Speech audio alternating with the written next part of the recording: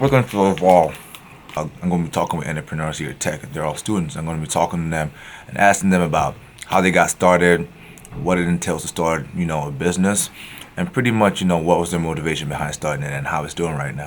I'm about to meet up with Kyle Ludwig in about an hour, talk about his business called Loma, and find out a bit more about that. Plus, he's a Lyft driver, so it's about to be fun. We're about to have a Lyft drive. Yeah, see how that goes. Don, I can't seem to find my Halloween costume. But who are you supposed to be? I'm just the witch of the north. Happy Halloween!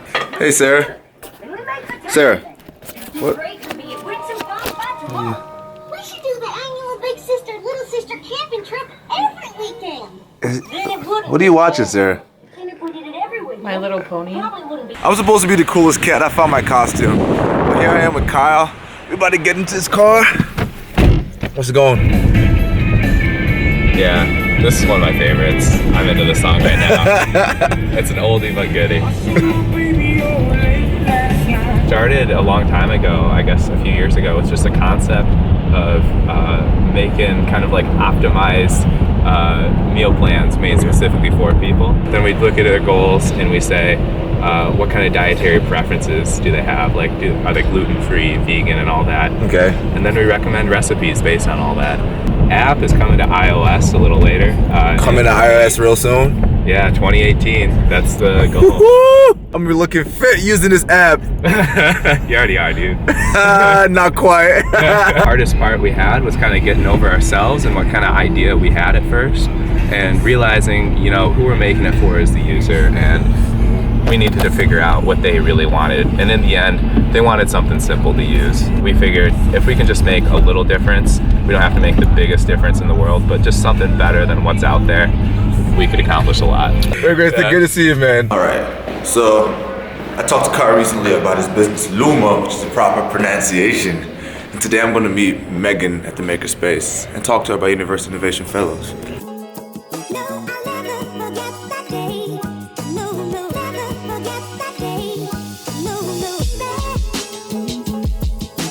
UI Fellows is we're a global program now. Okay. The program is out of the Stanford D School, or the Design School, shortened term.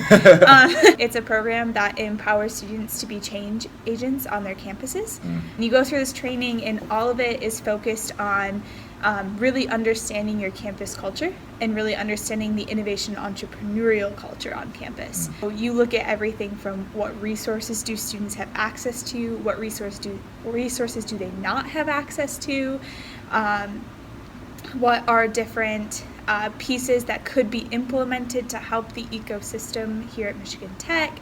And then through that, at the end, you come up with a project that you want to implement on campus. You head out to Silicon Valley for a couple days to go to a meetup at Google and Stanford, and they've gone to Microsoft as well. And it really just makes everything make sense. The biggest takeaway is definitely confidence in myself. If you would have told me that would have facilitated workshops for over 4,000 students at Michigan Tech, by the time I'm now sitting here in my fourth year, I wouldn't have believed. I've been very close with the global program itself.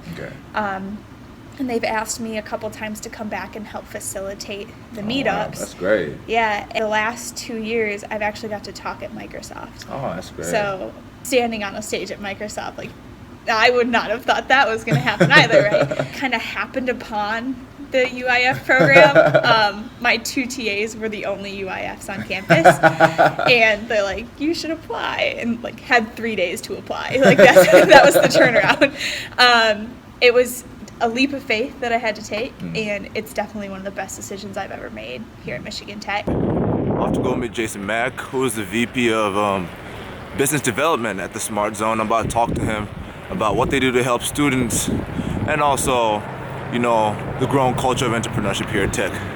All right. Now I just gotta find where he is. Sorry, are we recording right now? Oh yeah, it's been recording for a while. So the Smart Zone is not part of Michigan Tech. Okay. Some people think that here at MTech Smart Zone, there's an M, there's a T, but we're not part of Michigan Tech. So what we do is we really just help people with an idea, and a lot of times because it's Michigan Tech, they're really good at the technology side of things, but when it comes to the business side of things and actually applying it and finding out who really cares about their idea, where they might sell it, they might have an idea, but they're so focused on like this widget or this gadget that I know I can sell this. It's like there's a whole other aspect to this.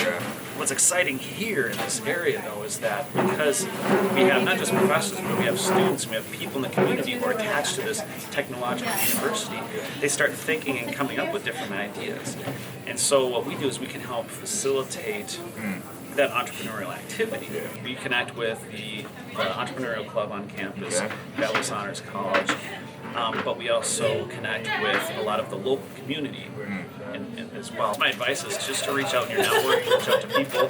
If you're on campus, you know, there's a lot of different places where you can get some support. But then we also can come in with the Smart Zone and help you out as well. We actually have space as well, so if people want to start a business, we have an incubator space that people can come in, rent a room. There's a lot more resources, so all you really need to do is ask. Okay.